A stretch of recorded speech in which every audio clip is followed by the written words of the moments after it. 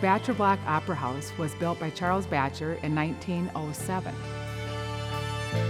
Charles Batcher was a renowned architect in our community. He built over 200 homes here. He had a lumber mill. We've had many architects walk our building, and they said that whoever built this built it right. So Charles Batcher put his heart and soul into this building for Staples.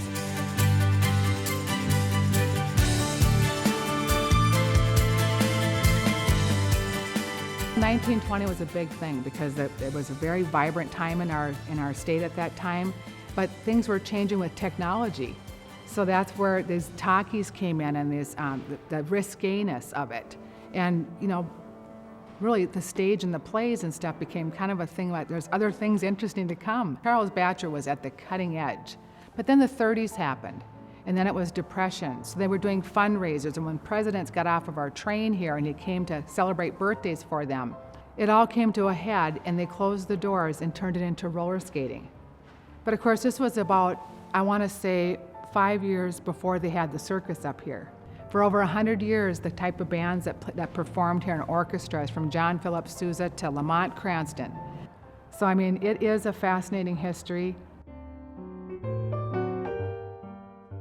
In 2002, I had breast cancer, and at that time I had a 1-year-old, and I was told by the doctors with my diagnosis that I only had a year to live. It was just too far, and many people have had this experience. But coming from where I was just really wanting to find a way to leave a history for my son. So my twin brother thought, well, let's not even talk about cancer, let's find her an extreme home. So he did. It was really a good push for me to be told I only had 1 year, because we would have never probably invested in this. But come to find out, Staples really did save my life.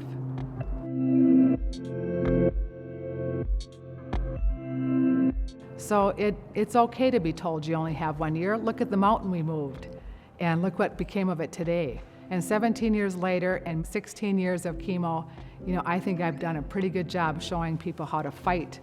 It's been a blessing to live as if you only had 1 year.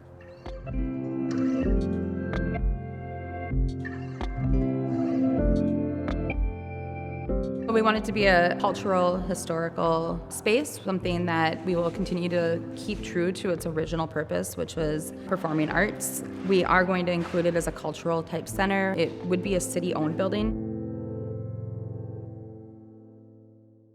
The stage just blows me away every time. The original backdrops there, the lights around those are original. And it just blows me away to walk into a space and you literally feel like you step back 100 years in time. It gave me goosebumps my first time coming in here.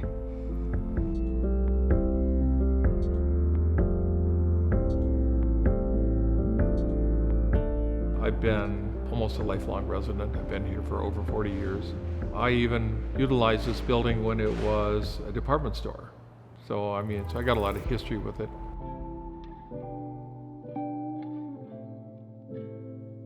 I think it should be saved and refurbished, restored, because I think history is important. It shares a story about our community, and every community has its stories, its history.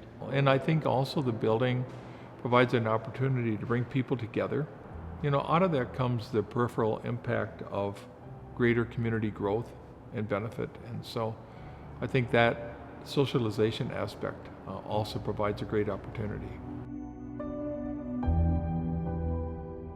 The favorite part about this building is this room itself, is that it actually was the wedding dance of our best friend. So I got a wedding memory in here.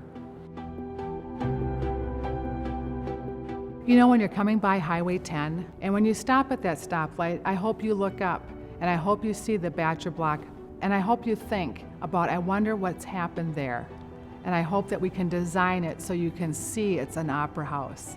That's my dream.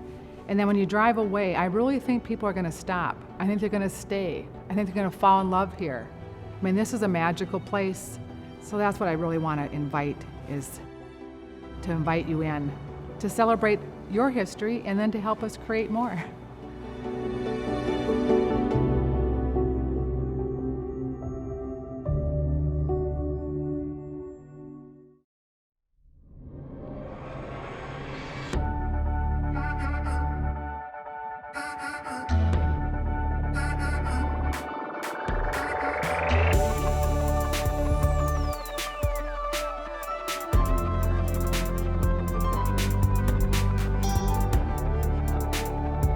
Postcards is made possible by the Minnesota Arts and Cultural Heritage Fund and the citizens of Minnesota. Additional support provided by Margaret A. Cargill Philanthropies, Mark and Margaret Yakel-Julien on behalf of Shalom Hill Farms, a retreat and conference center in a prairie setting near Windham, Minnesota. On the web at shalomhillfarm.org. Alexandria, Minnesota, a year-round destination with hundreds of lakes, trails, and attractions for memorable vacations and events. More information at explorealex.com. The Lake Region Arts Council's Arts Calendar, an arts and cultural heritage funded digital calendar showcasing upcoming art events and opportunities for artists in West Central Minnesota.